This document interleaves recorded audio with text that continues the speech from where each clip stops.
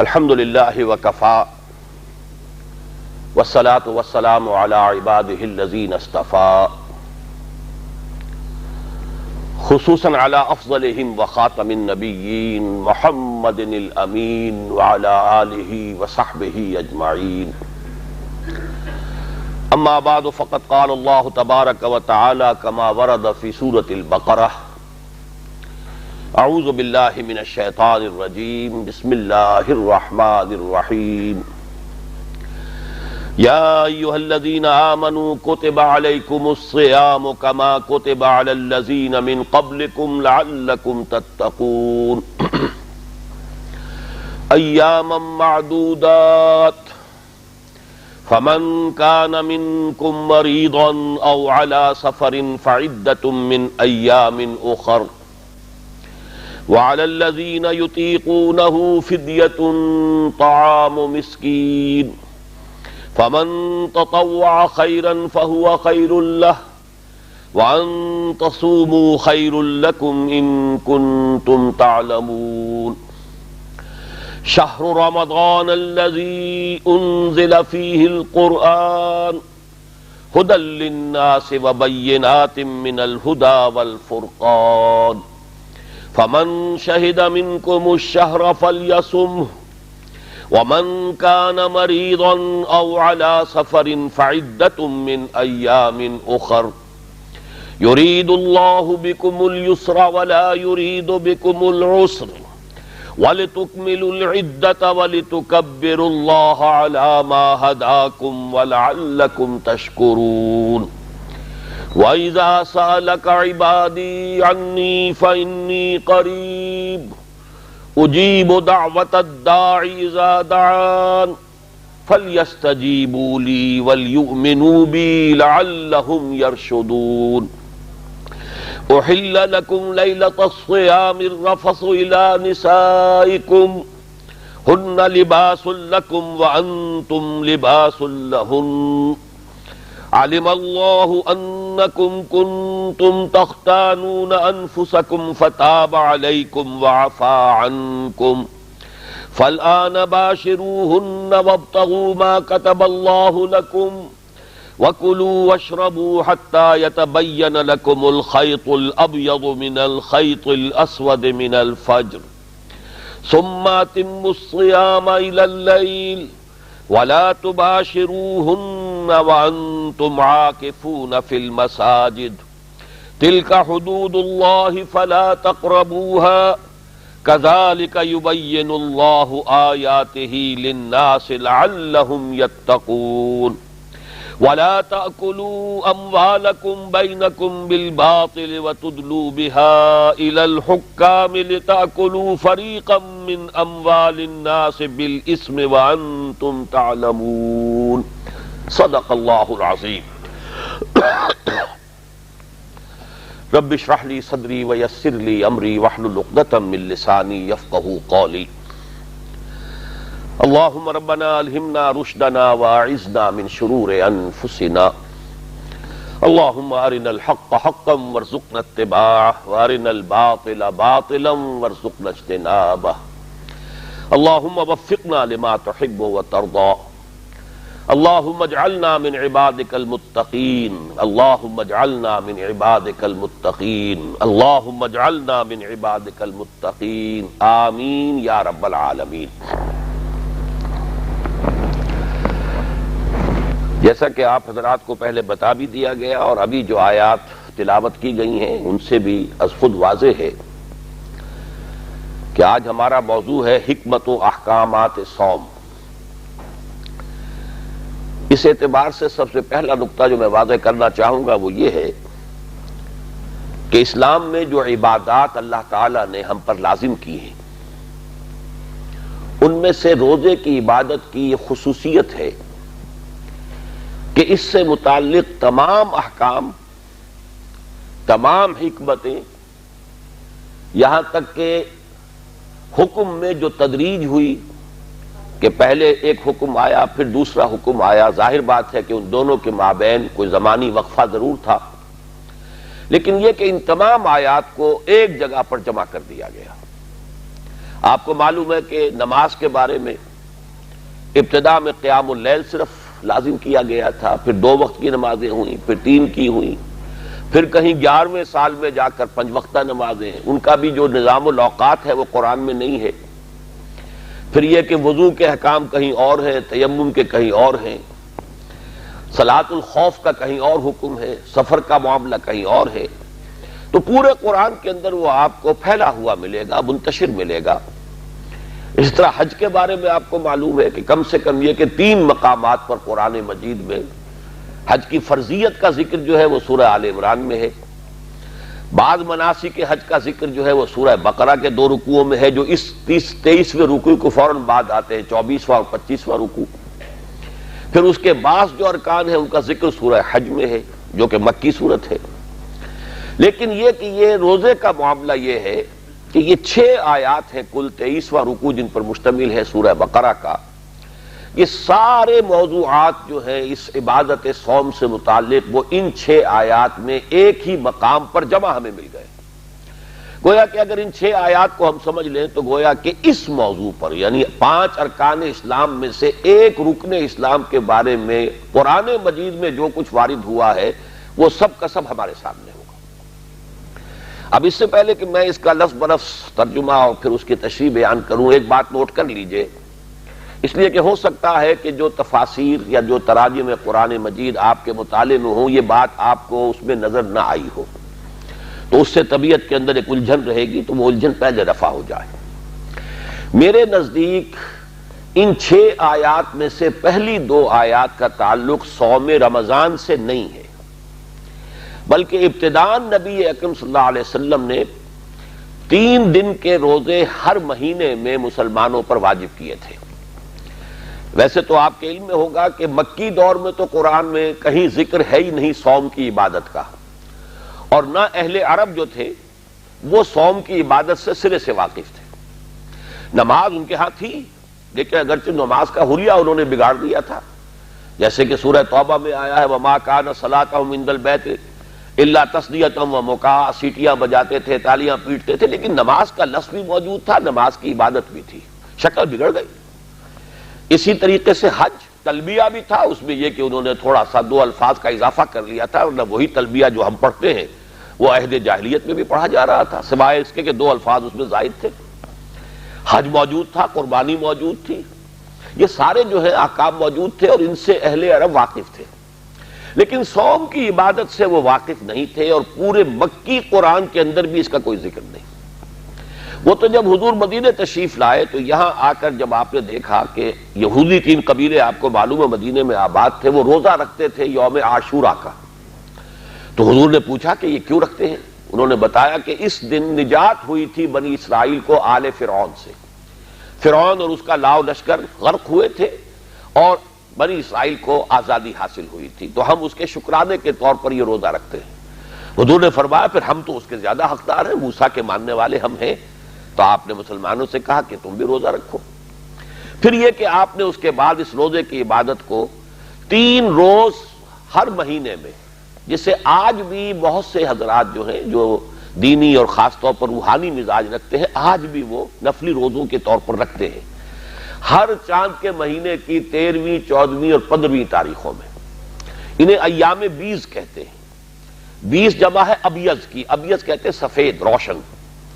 تو جو 3 راتیں روشن ترین ہوتی ہیں مہینے میں، ظاہر بات ہے 13ویں کا چاند ہے تو وہ تو 14ویں میں تھوڑی سی کسر ہی رہتی ہے نا، 14ویں کے برابر ہی ہے۔ اسی طرح 15ویں کا چاند ہے تو وہ بھی کہیں تھوڑا سا کوئی نکر جو ہے سمجھ میں نہیں آتا کدھر سے اس کے اندر کمی ہوئی ہے، لیکن بہرحال تو یہ 3 راتیں ہوتی ہیں بہت روشن۔ ان 3 راتوں کے دنوں کو کہا جاتا ہے ایام بیز، روشن دن۔ ویسے تو دن سارے ہی روشن ہوتے ہیں، لیکن یہ کہ قمری مہینے کے یہ 3 درمیانے دن 13، 14 اور 15 یہ ایام بیز کہلاتے ہیں۔ اور یہ تھے 3 روزے جو حضور نے مسلمانوں کو حکم دیا کہ یہ 3 روزے ہر مہینے رکھیں۔ اس کے کچھ عرصے کے بعد، ہو سکتا ہے 1.5 ڈیڑھ سال کا وقفہ اس میں ہو، اس کے بعد پھر رمضان مبارک کے روزے جو ہے وہ فرض کیے گئے ہیں۔ تو ان میں سے 2 آیات کا تعلق پہلے حکم سے ہے اور پھر بقیہ 4 آیات کا تعلق صوم رمضان سے ہے۔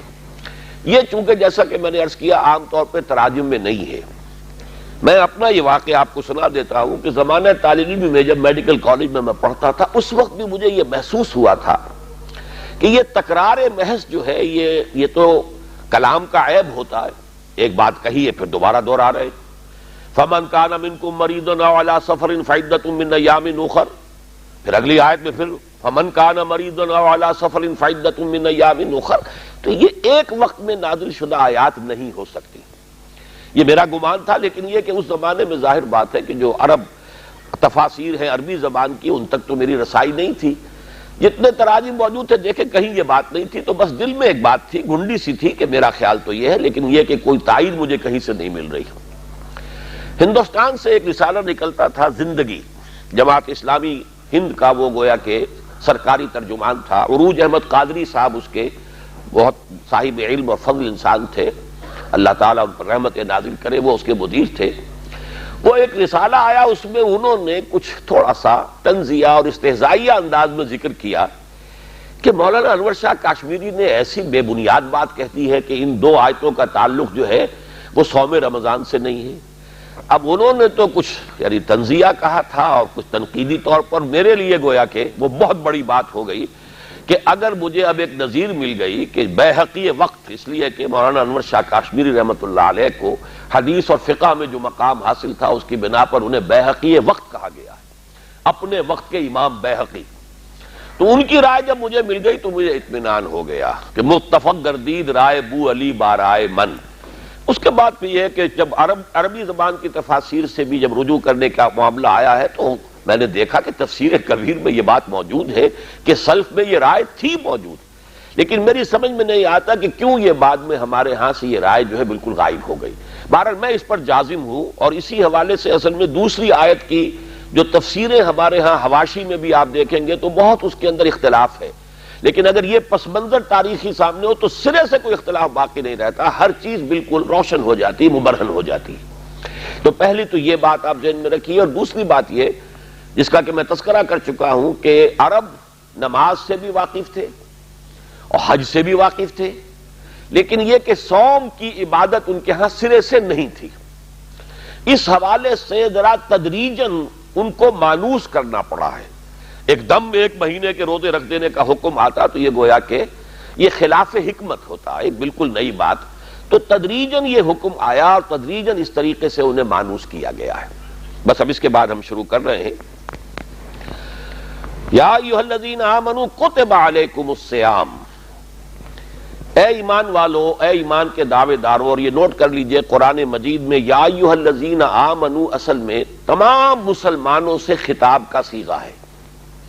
یا ایھا الذین اسلموا پورے قرآن میں کہیں نہیں آیا، یعنی مسلمان سے جب بات کرنی ہے. اور مسلمان میں یہ ذہن میں رکھیے کہ اس وقت بھی مومن صادق بھی تھے اور منافق بھی تھے. قرآن مجید میں یا ایھا الذین نافقوا بھی کہیں نہیں آیا، حالانکہ ظاہر بات ہے کہ منافقین کی بڑی تعداد موجود تھی. غزوہ احد میں آپ کو معلوم ہے کہ 1/3 لشکر جو ہے حضور کو اور صحابہ کرام کو چھوڑ کر اس یعنی 4000 کا 3000 کا لشکر آیا ہوا تھا اس کے سامنے چھوڑ کر وہ واپس آ گئے.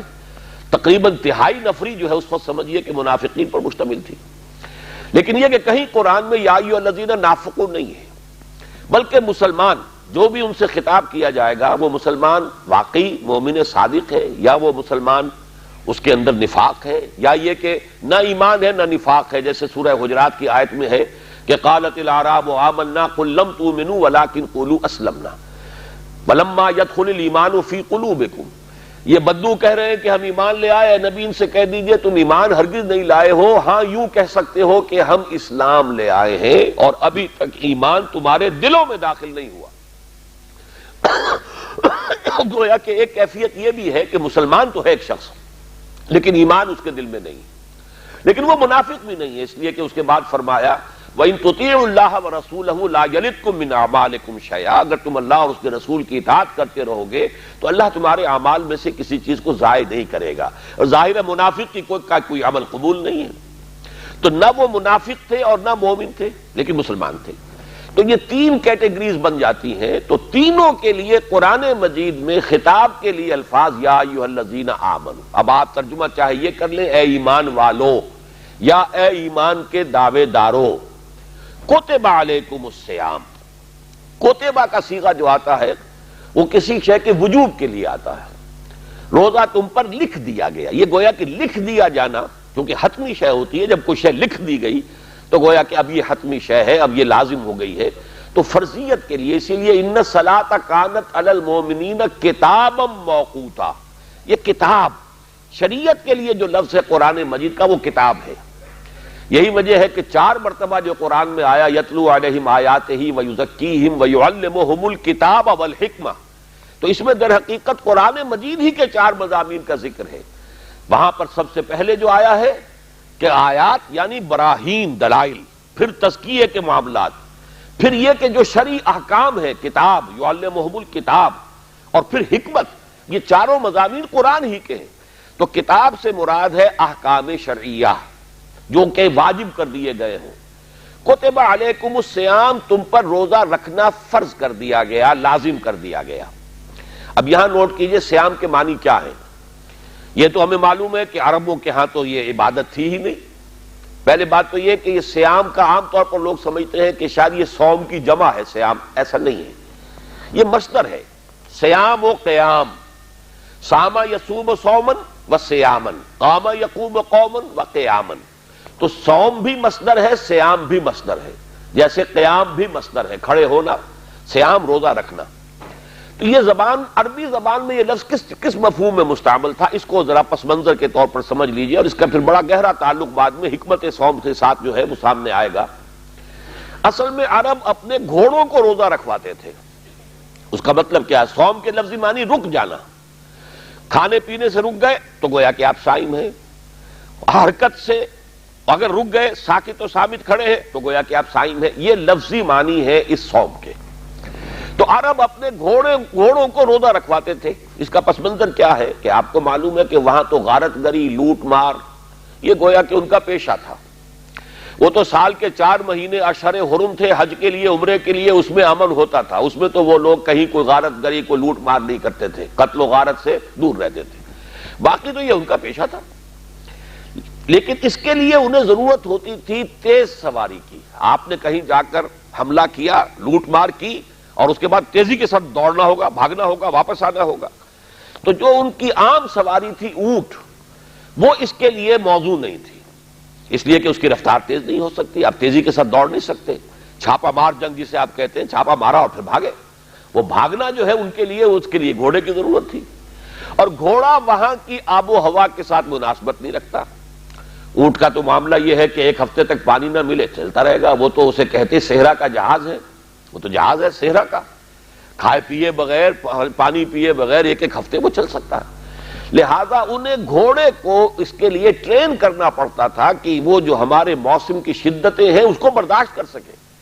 ایسا نہ ہو کہ عین موقع کے اوپر وہ پیاس کی وجہ سے، بھوک کی وجہ سے جی ہار جائے، اور اگر وہ سواری نے جی ہار دیا تو پھر تو سوار کی شامت آ گئی نا. تو موت جو ہے وہ تو در حقیقت سوار کے لیے ہوگی. تو وہ انہیں بھوکا رکھتے تھے، پیاسا رکھتے تھے. جب بڑی تیز لو چلتی تھی تو ایک بدو جو ہے وہ اپنے سر کو اور اپنے منہ کو تو لپیٹ لیتا تھا اپنے اس غترے کے اندر جو ان کا ایک ہوتا ہے رومال، لیکن یہ کہ گھوڑے کا منہ سیدھا کر دیتے تھے جدھر سے وہ آگ سے بھری ہوئی ہوا آ رہی ہے کہ وہ اس کے تھپیڑوں کو برداشت کرنے کی اس کے صلاحیت پیدا ہو جائے. تو یہ جو ایکسرسائز تھی یہ ان کے ہاں صیام یا صوم تھا. گھوڑے روزہ رکھتے تھے. وہ لفظ جو ہے لغوی، اس کو پھر قرآن مجید نے استعمال کیا اس عبادت کے لیے کہ اس میں بھی آپ کھانے پینے اور کچھ اپنے اور جو انسانی تقاضے، حیوانی تقاضے ہیں ان سے رکے رہتے ہیں. لہذا اس عبادت کے لیے یہ لفظ جو ہے عربی لغت کی اس بنیاد سے اخذ کر دیا گیا. یا ایھا الذین آمنوا کتب علیکم الصیام کما کتب علی الذین من قبلکم، جیسے کہ وہ فرض کیا گیا تھا ان پر جو تم سے پہلے تھے، یعنی سابقہ امتیں. یعنی یہ کہ یہ بھی اصل میں اصلاً بنیادی طور پر ایسنشلی ہر آسمانی شریعت کا جز رہی ہے یہ عبادت بھی. لیکن یہ ہے کہ عربوں میں اس کا رواج نہیں تھا، اس لیے کہ بہت عرصہ ہو گیا تھا. حضرت اسماعیل علیہ السلام کے بعد یوں سمجھیے کہ تقریباً 2500 برس گزر چکے تھے کہ کوئی نبی ان کے ہاں آیا ہی نہیں. لہذا وہ شرائع آسمانی جو ہے وہ ان کے ہاں ختم ہو گئی تھی. لیکن یہ کہ تمام جتنی بھی شرائع سماویہ ہیں ان میں روزے کی عبادت رہی ہے، اگرچہ احکام مختلف رہے، وہ بعد میں بات واضح ہو جائے گی۔ تو کما کتب علی الذین من قبلکم لعلکم تتقون، تاکہ تمہارے اندر تقوی پیدا ہو جائے۔ اب یہ ہے اصل میں جو حکمت ہے۔ حکمت صوم کیا ہے، مقصد صوم کیا ہے، غایت صوم کیا ہے، وہ تقوی ہے۔ اب اس کو سمجھیے، لیکن اس کو دو درجوں میں سمجھنا ہوگا۔ دیکھیے، ہر انسان محسوس کرتا ہے کہ اس کے اندر کوئی خیر کا جذبہ بھی ہے اور شر کا مادہ بھی ہے۔ خیر و شر کی ایک جولان گاہ ہے، انسان کی شخصیت کا جو اندرونی پہلو ہے اس کے اندر ایک خیر و شر کی کشمکش مسلسل چلتی ہے۔ چنانچہ جدید سائیکالوجی نے بھی، آپ کو معلوم ہے کہ جس کے بابا آدم اب فرائیڈ شمار ہوتے ہیں، انہوں نے انڈ اور لیبیڈو، یہ تو ہے حیوانی تقاضوں کے لیے، بھوک لگتی ہے، پیاس لگتی ہے، کوئی چٹخارے بھی، زبان جو چٹخارے بھی مانگتی ہے، یا یہ کہ جنسی لذت ہے، تلذذ ہے جو انسان حاصل کرنا چاہتا ہے، یا یہ کہ جیسے تمام حیوانات کو آرام کی بھی کچھ نہ کچھ ضرورت ہوتی ہے، انسان کو بھی، یہ تمام اس کے حیوانی تقاضے ہیں۔ لیکن اس کے ساتھ ہی وہ کہتا ہے کوئی ایگو بھی ہے انسان میں، کوئی خودی بھی ہے، کوئی انا بھی ہے، انسان نرا حیوان نہیں ہے۔ اگرچہ جو فلسفہ ڈارون کا ہے اس نے تو انسان کو نرا حیوان بنا دیا، وہ تو اس کے علاوہ کسی اور چیز کو کسی درجے میں بھی تسلیم اور ریکگنائز ہی نہیں کرتا۔ لیکن فرائیڈ کا میں کم سے کم اس درجے میں قائل ہوں کہ اس نے تو ویسے انسانی شخصیت کے 3 لیولز کو ریکگنائز کیا ہے، اور وہی 3 لیول ہے جو قرآن بیان کر رہا ہے۔ اگرچہ وہ جو پہلا لیول ہے اس کو تو یقیناً اس نے صحیح سمجھا ہے، لیکن دوسرے اور تیسرے لیول کو وہ صحیح طور پر آئیڈینٹیفائی نہیں کر سکا اور ایک دوسرے سے ممیز نہیں کر سکا۔ یعنی انڈ اور لیبیڈو یہ تو حیوانی تقاضے ہیں، جس کو قرآن کہتا ہے نفس امارہ، انسان کا وہ نفس کہ جو اسے بدی کا حکم دیتا ہے، اس لیے کہ ظاہر بات ہے پیٹ کھانے کو مانگتا ہے، اسے اس سے غرض نہیں کہ حلال ہے یا حرام ہے۔ چٹخارا جو ہے وہ تو اپنی تسکین چاہتا ہے، اسے اس سے بحث نہیں کہ کوئی چیز جائز ہے یا ناجائز ہے۔ شہوت کا جذبہ جب برانگیختہ ہوتا ہے تو اسے تو اپنی تسکین چاہیے، سیکشول گریٹیفیکیشن جسے آپ کہتے ہیں، سینشول گریٹیفیکیشن، اسے اس سے بحث نہیں کہ جائز راستہ ہے یا ناجائز راستہ ہے، لہذا وہ حد اعتدال سے تجاوز کرے گا، صحیح راستے سے ہٹے گا۔ یہ گویا کہ اس کی سرشت کے اندر ہے۔ اس لیے ان نفس لامارۃ بالسوء، یہ ان یا لیبیڈو ہو گیا۔ دوسرا لیول وہ کہتا ہے ایگو ہے، تیسرا وہ سپر ایگو کہتا ہے۔ اگرچہ قرآن مجید نے اس کے لیے 3 علیحدہ اصطلاحات استعمال کی، نفس، قلب اور روح، 3۔ سپر ایگو اصل میں روح ہے، لیکن وہ نہیں سمجھ پایا اس کو، اس کی ڈیفینیشن جو ہے سپر ایگو کی وہ بڑی مختلف ہے، لیکن یہ میرا اس وقت کا موضوع نہیں ہے۔ اس وقت میں صرف یہ چاہتا ہوں کہ ریکگنائز کریں کہ یہ انسان کے اندر 2 پہلو ہیں جن میں کشاکش ہے۔ ایمان مجھے روکے ہے تو کھینچے ہے مجھے کفر، کعبہ میرے پیچھے ہے کلیسا میرے آگے ہے، ہر انسان کو محسوس ہوتا ہے کہ ہے۔ اب اس میں ہر شخص یہ سمجھتا ہے کہ اگر کوئی شخص باہمت ہے، دنیا میں کوئی بڑا کام کرنا چاہتا ہے، ایک تو یہ کہ عام آدمی ہے، حیوانوں کی سطح پر بس اپنے تقاضے پورے کیے اور زندگی بسر کر دی، بتا دی، جس کو میں کہا کرتا ہوں کہ زندگی اس نے نہیں بتائی، زندگی نے اسے بتایا ہے، زندگی نے اسے گزارا ہے، اس نے زندگی نہیں گزاری۔ زندگی تو وہ شخص گزارتا ہے جو اپنا کوئی ہدف معین کرتا ہے، کوئی آئیڈیل، کوئی آدرش، کوئی نصب العین، وہ اس کی زندگی میں ہے، جس کے لیے وہ محنت کرتا ہے، بھاگ دوڑ کرتا ہے، اس کے حصول کی کوشش کرتا ہے۔ اب جو شخص بھی اپنے سامنے کوئی ہدف رکھے گا، مقصد رکھے گا، آدرش رکھے گا، اسے جو کام کرنا ہے اس میں اسے یقیناً اپنے نفسانی تقاضوں کو مارنا پڑے گا، دبانا پڑے گا۔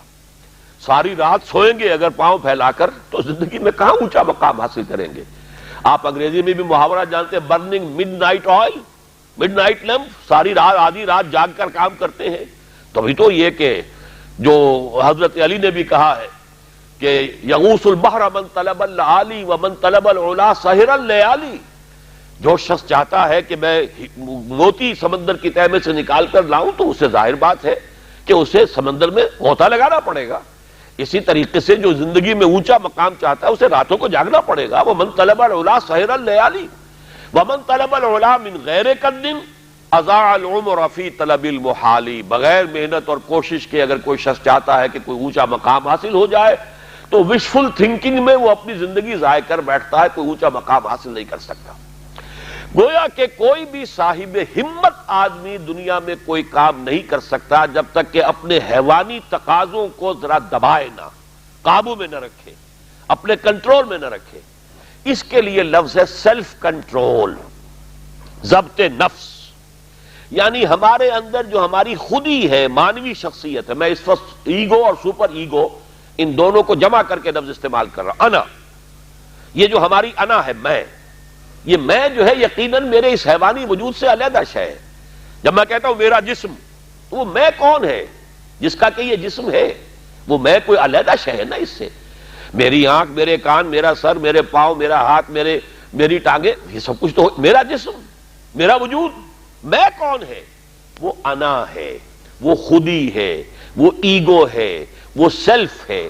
تو یہ جو خودی ہے، یہ جو سیلف ہے، یہ جو انا ہے، یہ جو ایگو ہے، یہ اگر اتنا قوی نہیں ہے کہ وہ اپنے حیوانی تقاضوں کو کنٹرول میں رکھ سکے، تو پھر زندگی میں کوئی بڑا کام وہ نہیں کر سکتا۔ پھر زندگی اسے گزار جائے گی، وہ زندگی بسر نہیں کرے گا۔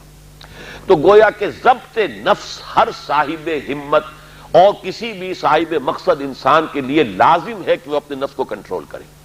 اب ظاہر ہے اس کے لیے یہی کرنا پڑے گا تاکہ ہم اپنے آپ کو خوگر بنائیں، بھوک کا، پیاس کا، سختیوں کا، رات کو جاگنے کا، مشقتیں جھیلنے کا خوگر بنائیں۔ تو روزہ گویا کہ بالکل واضح طور پر سامنے بات آ گئی، اور یہ سب سے اونچا لیول سمجھ لیجئے، جس کو ہم کہیں گے رائٹنگ آن دی وال، جیسے پانی زمین پر ہمیں بہتا ہوا دریا کا نظر آ رہا ہے، سرفیس واٹر، یہ گویا کہ اس کے مطابق سیلف کنٹرول، ضبط نفس کی ایک مشق ہے روزہ۔ بھوکا رہنا، پیاسا رہنا، تاکہ ہماری خودی، ہماری انا، ہمارا سیلف، ہماری ایگو، وہ ہمارے اڈ اور لیبیڈو پر، حیوانی تقاضوں پر، ان کے اوپر پوری طرح قابو یافتہ ہو۔ اب اس کی مثال یوں سمجھیے کہ جیسے گھوڑا اور اس پر سوار، یہ ہماری خودی یا انا یا سیلف جو ہے یہ سوار ہے، اور ہمارا یہ جسم گھوڑا ہے۔ اب اگر گھوڑا جو ہے سرکش ہے اور منہ زور ہے اور سوار کے قابو میں نہیں ہے، تو اس کا مطلب تو یہ ہے کہ سوار کی زندگی اس کے رحم و کرم پر ہے، جہاں چاہے گا پٹک دے گا، جدھر چاہے گا نکل جائے گا۔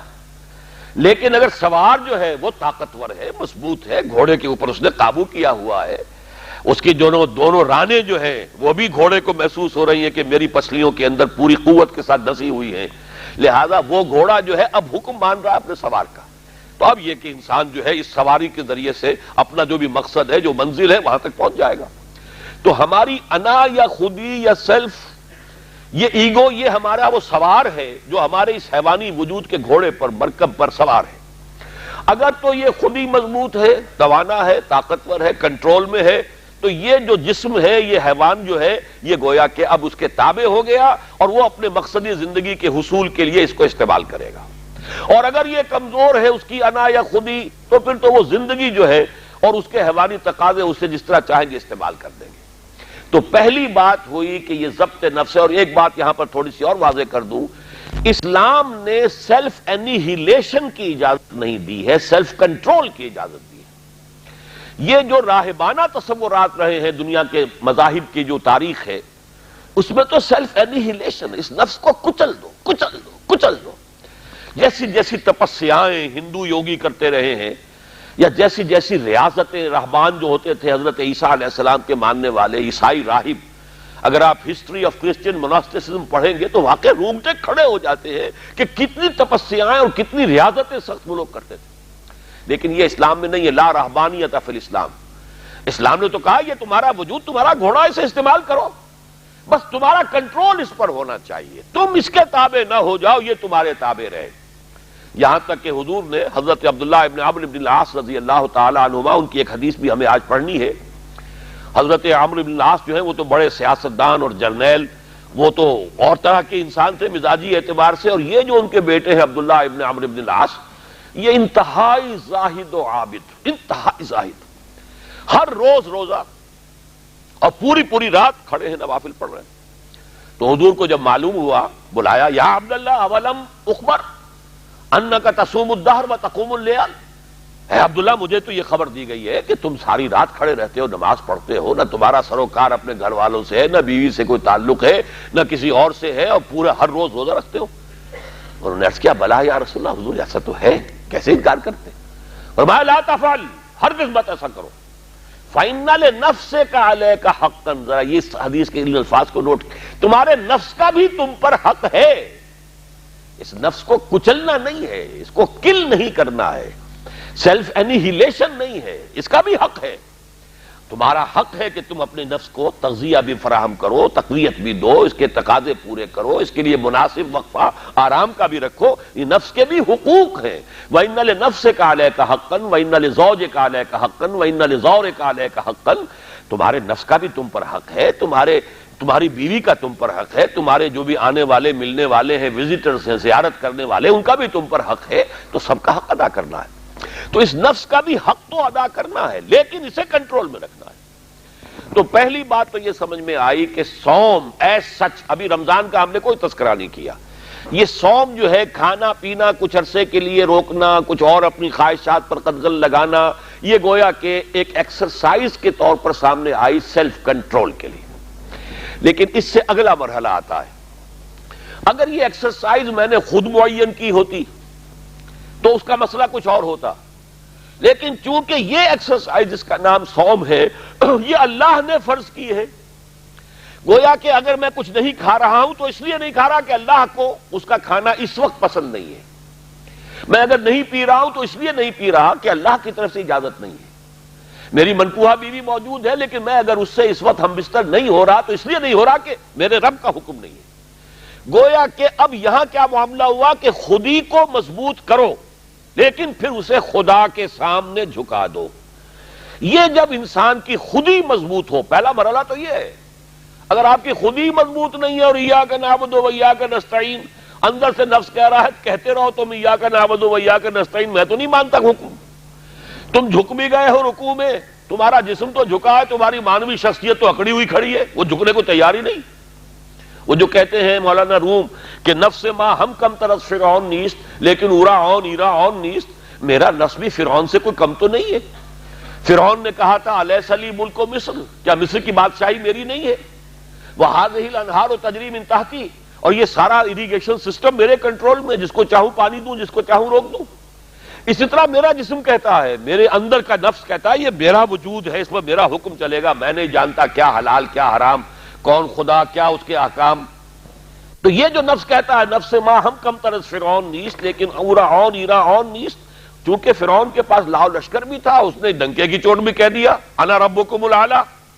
میرے پاس لاؤ لشکر نہیں ہے، میں کہہ تو کچھ نہیں سکتا، لیکن میرا نفس اندر سے یہی کہتا ہے کہ یہ میری اقلیم ہے، یہ میری سلطنت ہے، اس پہ میری مرضی چلے گی. اس حوالے سے جب تک کہ انسان کی خودی جو ہے قابو یافتہ نہیں ہے اپنے وجود پر، اس وقت تک اس کا یہ کہنا ایاک نعبد و ایاک نستعین بے معنی ہے، اس کا کوئی مفہوم ہی نہیں.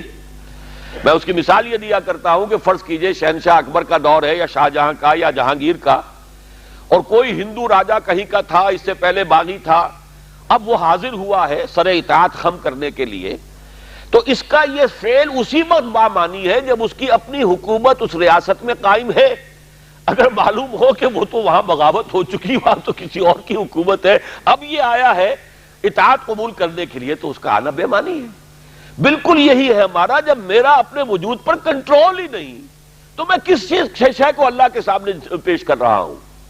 اسلمت وجہی الیک، اللہم انی وجہت وجہی الیک واسلمت نفسی الیک، اے اللہ میں نے اپنے نفس کو تیرے سامنے جھکا دیا ہے، تیرے سامنے سرنگوں کر دیا ہے. وہ نفس تو میرا کہنا مان ہی نہیں رہا. تو پہلی بات تو یہ ہے کہ خود ہی اتنی طاقتور ہو کہ وہ اپنے وجود کے اوپر حکمران ہو، پھر وہ اپنی پوری شخصیت کے ساتھ اللہ کے سامنے جھکے. جب یہ مضبوط اور توانا خودی خدا کے سامنے اپنے آپ کو گرا دیتی ہے، بچھا دیتی ہے، اس کا نام تقویٰ ہے، اللہ کا تقویٰ.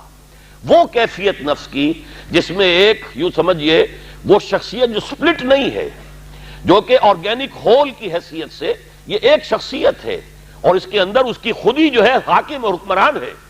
وہ خودی اب اپنے آپ کو اللہ کے سامنے سرنگوں کر رہی ہے، اور اس نے اپنے آپ کو اللہ کے حوالے کر دیا ہے. اسلمت نفسی الیک وفوضت امری الیک واسنت ظہری الیک. اے اللہ، یہ رات کی دعا ہے جب حضور سوتے ہوئے دعا، جب آپ اپنا رخ کر لیتے تھے کعبے کی طرف داہنے ہاتھ کروٹ لے کر، اللہم انی وجہت وجہی الیک واسلمت نفسی الیک وفوضت امری الیک واسندت ظہری الیک، بڑی پیاری دعا ہے۔ لیکن یہ ساری چیزیں بامانی اس وقت ہوں گی جب آپ کی خودی اتنی طاقتور ہے کہ اپنے وجود پر حکمران ہے۔ تو گویا کہ ضبط نفس، لیکن اس سے آگے بڑھ کر ضبط نفس کے ساتھ اللہ کی اطاعت اور اس کا تقوی در حقیقت، یہ ہے غرض و غایت اس ریاضت یا عبادت صوم کی۔ اب جیسا کہ میں نے عرض کیا، یہ ابتدائی حکم تھا جو 3 دنوں کے روزے رکھنے کا حضور نے حکم دیا تھا۔ اب یہ 3 دنوں کا ذکر یہاں نہیں ہے، یوں سمجھیے کہ یہ حضور کا حکم تھا، قرآن نے اون کیا اس کو، اور یہ بہت سی باتیں ہوئی ہیں اس طرح کے معاملات۔ آپ کو سیرت میں آج شام کو بھی میرا ایک لیکچر ہے، قرآن اور سنت کا آپس میں تعلق کیا ہے، بہت سی چیزیں وہ ہیں۔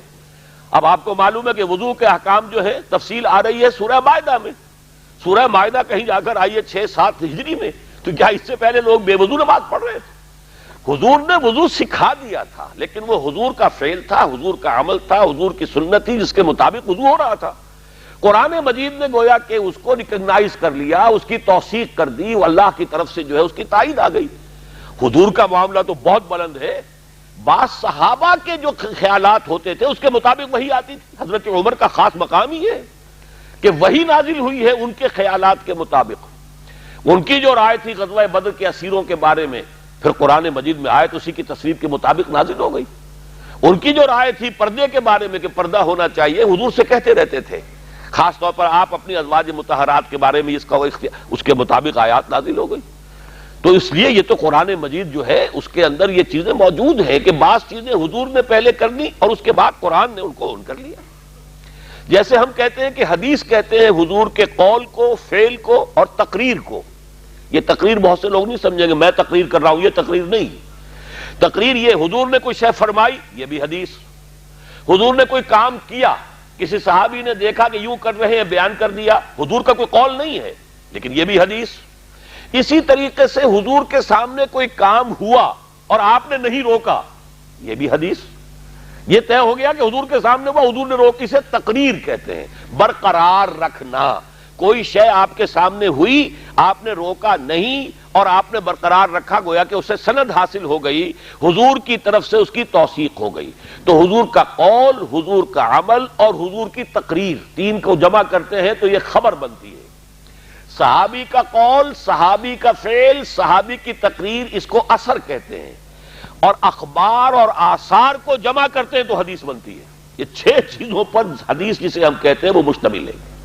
تو اسی طریقے سے یہ حضور نے حکم دیا 3 دنوں کا، لیکن اب اس کو اون کرتے ہوئے اللہ تعالیٰ ترغیب کے انداز میں، ابھی یہ جس کو ہم کہتے ہیں فقہ میں کہ یہ پہلا مرحلہ ہے اس صوم کی عبادت سے متعارف کرانے کا، لہذا اچانک اسے فرض نہیں کیا گیا بلکہ الوجوب علی التخییر۔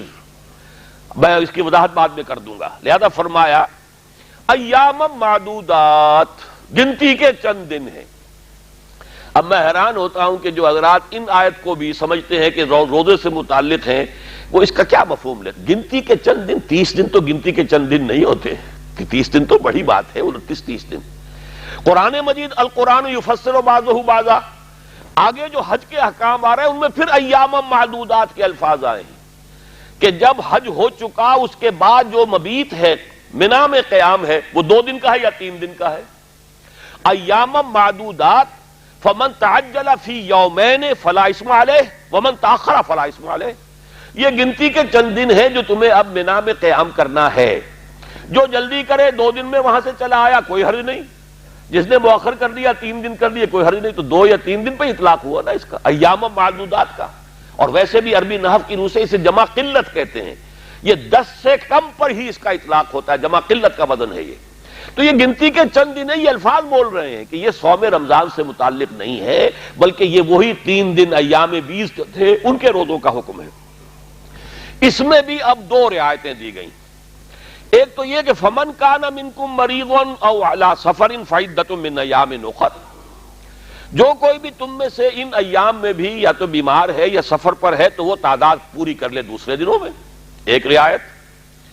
اور دوسری رعایت وعلی الذین یطیقونہ، اور ان لوگوں پر، علی عطا مخالفت کے لیے، بطور تاوان کہہ لیجئے، بطور کفارہ کہہ لیجئے، ان لوگوں پر کہ جو اس کی طاقت رکھنے کے باوجود روزہ نہ رکھیں، یعنی یہ کہ نہ بیمار ہیں اور نہ ہی سفر پر ہے پھر بھی نہیں رکھنا چاہتے، یہ ایک دوسری رعایت ہے جو دی جا رہی ہے۔ وَعَلَى الَّذِينَ يُطِيقُونَهُ فِدْيَةٌ طَعَامُ مِسْكِين، وہ فدیہ ادا کرے ایک مسکین کو کھانا کھلانا۔ خود رک رہے تھے، 2 وقت کھانا نہیں کھایا تھا، اب یہ کھانا کسی مسکین کو کھلا دے اگر آپ نہیں رک رہے تو یہ گویا کہ فدیہ ہو جائے گا۔ یہ ہے جس کو ہم کہتے ہیں وجوب علی التخییر۔ ایک وجوب وہ ہے کہ جو علی التعیین، یہی کام آپ کو کرنا ہے ہر صورت۔ ایک یہ کہ علی التخییر واجب تو ہے لیکن چاہے یہ کر لیں چاہے یہ کر لیں۔ تو پہلا جو وجوب ہوا ہے وہ وجوب علی التخییر ہے کہ چاہو تو روزہ رکھو اور چاہو تو روزہ نہ رکھو تو فدیہ دے دو۔ اور اس کے اوپر آخری الفاظ بول رہے ہیں اور اس کی دلالت کر رہے ہیں وَأَن تَصُومُوا خَيْرٌ لَكُمْ، اور دیکھو اگر تم روزہ رکھو تو یہ تمہارے لیے بہتر ہے۔ یہ ترغیب جو میں نے کہا تھا، تدریجاً انہیں مانوس کرنا ہے اس روزے کی عبادت کے ساتھ۔ وَأَن تَصُومُوا، اگر تم دیکھو اس رعایت سے فائدہ نہ اٹھاؤ اور روزہ رکھو، خَيْرٌ لَكُمْ إِن كُنتُمْ تَعْلَمُونَ، تو یہی تمہارے حق میں بہتر ہے اگر تم علم رکھتے ہو۔ صحیح جو حکمت ہے وہ تو اللہ تعالیٰ نے جو کہا ہے تو یقیناً اس میں حکمت ہے۔ لیکن عجیب ایک بات ہے کہ اس سے پہلے 22ویں رکوع میں بھی کتبہ آیا ہے، کتبہ علیکم القصاص بھی آیا ہے۔ کتبہ علیکم، اگر کوئی شخص جو ہے فوت ہو رہا ہے، ان ترک خیرا للوصیۃ للوالدین والاقربین، اس کے لیے بھی لازم ہے کہ وہ اپنے والدین کے لیے، قرابت داروں کے لیے کچھ وصیت کرے۔ لیکن یہ حکم بھی بعد میں منسوخ ہو گیا جب سورہ نساء میں احکام وراثت آ گئے۔ اب آپ وارث کے حق میں کوئی وصیت نہیں کر سکتے۔ البتہ حضور صلی اللہ علیہ وسلم نے اس کو باقی رکھا ہے۔ اب یہ ہے حکمت رسالت۔ قرآن کی روح سے وصیت منسوخ ہو چکی، اس لیے کہ وصیت کا وجوب اسی وقت تھا جب تک کہ ابھی وہ فرائض کا حکم نہیں آیا تھا کہ لوگوں کے حصے جو ہے وراثت میں معین نہیں ہوئے تھے۔ اب قرآن کی روح سے وہ حکم تو منسوخ ہو گیا، لیکن حضور نے اسے تہائی کے درجے میں برقرار رکھا۔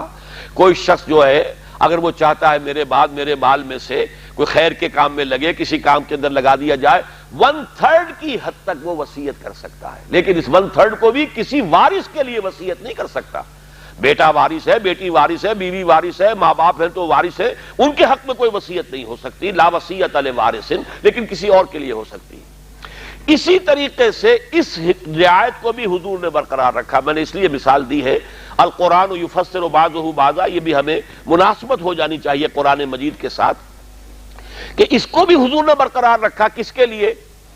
ایک اصطلاح ہمارے یہاں آتی ہے شیخ فانی، اتنا بیمار ہے، 90-95 برس کی عمر ہے، روزے سے اندیشہ ہے کہ کہیں ہلاک نہ ہو جائے، برداشت نہیں کر سکتا، اس کے لیے برقرار رکھ دیا کہ وہ ایک مسکین کو کھانا کھلا دے۔ اسی طرح کوئی ایسا مریض ہے، بہت یوں سمجھیے کہ ہائی سطح کی جو ہے ڈائبٹیز ہے، اب توقع نہیں ہے، ڈاکٹر بھی کہتے ہیں you have to live with it, اب تو اسی پہ رہنا ہے، یہ جائے گا تو نہیں ہے مرض۔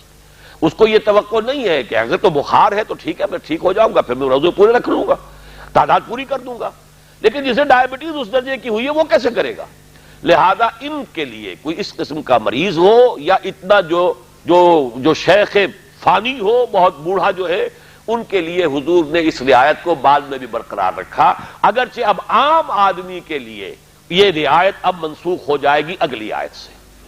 تو یہ 2 آیتیں ہم نے اب تک پڑھی، یا ایھا الذین آمنوا کتب علیکم الصیام کما کتب علی الذین من قبلکم لعلکم تتقون ایاما معدودات، 3 دن ہیں گنتی کے، لیکن اس میں بھی رعایت دے رہے ہیں فمن کان مریض منکم مریضا او علی سفر فعدۃ من ایام اخر، ایک رعایت، اور دوسری رعایت اور ابھی ہم وجوب علی التعیین نہیں کر رہے، وجوب علی التخییر کر رہے ہیں کہ وعلی الذین یطیقونہ فدیۃ طعام مسکین فمن تطوع خیرا فہو خیر اللہ، جو اپنی مرضی سے زیادہ کرے خیر وہ اس کے لیے بہتر ہے، ایک کی بجائے 10 کو کھلائے کھانا، ٹھیک ہے، جتنوں کو کھلائے گا جتنا گڑ ڈالے گا اتنا میٹھا ہو جائے گا، یہ تو کم سے کم ہے، ایک مسکین کو کھانا کھلانا تو اس کے لیے لازم ہے، لیکن زیادہ فمن تطوع خیرا فہو خیر اللہ، اور وہ شخص جو روزہ بھی رکھ رہا ہے مسکین کو کھانا بھی کھلا رہا ہے، نور علی نور، لیکن یہ تطوع پر ہوگا، فمن تطوع خیرا فہو خیر اللہ،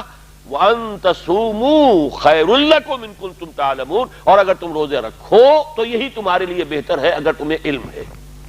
اب آیا حکم وہ شہر رمضان الذی انزل فیہ القرآن، رمضان کا مہینہ وہ ہے جس میں قرآن نازل کیا گیا۔ اب چونکہ آج یہ درس کا انداز ہے میرا، تقریر کا انداز نہیں، تو ایک ایک لفظ کا حق ادا کروں گا۔ شہر رمضان، رمضان کے بارے میں بھی کئی آراء ہیں، امام راضی نے مختلف آراء بیان کی ہیں۔ ایک تو یہ کہ رمضا سے بنا ہے، رمضا کہتے تھے بڑی تیز لو جب چلتی تھی گرم، تو گویا کہ جس طریقے سے کہ وہ انسان کی جو بھی گرم لو چلتی ہے تو بیکٹیریا اور یہ وہ ان سب کو ختم ہلاک کر دیتی ہے، مچھر بھی مر جاتے ہیں جب لو چلتی ہے، ورنہ اس کے بعد مچھر جو ہے وہ بھی انسان کو تنگ کرتے ہیں۔ اسی طرح یہ روزہ بھی اندر کی کثافتوں کو صاف کرنے کا ذریعہ بن جاتا ہے، تو رمضا سے رمضان بنا۔ ایک رائے یہ ہے کہ یہ اللہ کے ناموں میں سے ہے، شہر رمضان الذی، اس لیے یہ اس کو کہا جائے گا، اسی لیے کہتے ہیں علماء رمضان رمضان کبھی نہ کہا کرو، شہر رمضان، رمضان کا مہینہ، ہمیشہ یہ ایک مرکب کی حیثیت سے لفظ آنا چاہیے، محض رمضان نہیں، اس لیے کہ ایک احتمال یہ کہ یہ اللہ کے ناموں میں سے ایک ہے۔ اور اسی کے حوالے سے میں آپ کو وہ حدیث سنا دینا چاہتا ہوں کہ حضور نے فرمایا شعبان و شہری و رمضان و شہر اللہ، یہ شعبان جو ہے یہ میرا مہینہ ہے۔ حضور سب سے زیادہ نفلی روزے رکھتے تھے جو 11 مہینے ہیں، رمضان کے تو فرض ہو ہی گئے بعد میں، لیکن یہ کہ باقی 11 مہینوں میں سب سے زیادہ تعداد میں نفلی روزے آپ شعبان میں رکھتے تھے۔ یہ بالکل ایسے سمجھیں جیسے 4 رکعتیں جو ہے فرض ہیں ظہر کی، اور 4 ہی رکعتیں اس سے پہلے جو ہے وہ جو ہے سنت مؤکدہ ہیں۔ اس حوالے سے گویا کہ اس کے ساتھ مشابہت قائم ہوتی ہے۔ اور پھر اس کے بعد 6 جو روزے ہیں شوال کے، جن کے ذریعے سے پھر آتا ہے کہ جس نے یہ بھی رکھ لیے تو گویا کہ اس نے پورے سال کے روزے رکھ لیے، رمضان کے بھی روزے رکھے اور 6 اور شوال کے رکھ لیے، تو گویا کہ پورے سال کے ہو گئے۔ کیوں؟ وہ 36 ہو گئے، اور 36 کو 10 سے ضرب دیجئے، کیونکہ ہر نیکی کا اللہ تعالیٰ کے اجر 10 گنا تو کم سے کم ہے، تو 360 بن گئے۔ اور وہ گویا کہ جیسے ظہر کی نماز میں 2 رکعتیں بعد میں ہم پڑھتے، گویا کہ اس کے وہ مماثل ہو گئے۔ تو شعبان و شہری و رمضان و شہر اللہ، یہ اللہ کا مہینہ ہے۔ الذی انزل فیہ القرآن، یہ وہ مہینہ ہے جس میں نازل کیا گیا قرآن۔ اب یہاں ایک اشکال پیدا ہوتا ہے کہ قرآن تو ہمیں معلوم ہے حضور پر 23 برس میں یا 22 برس میں نازل ہوا،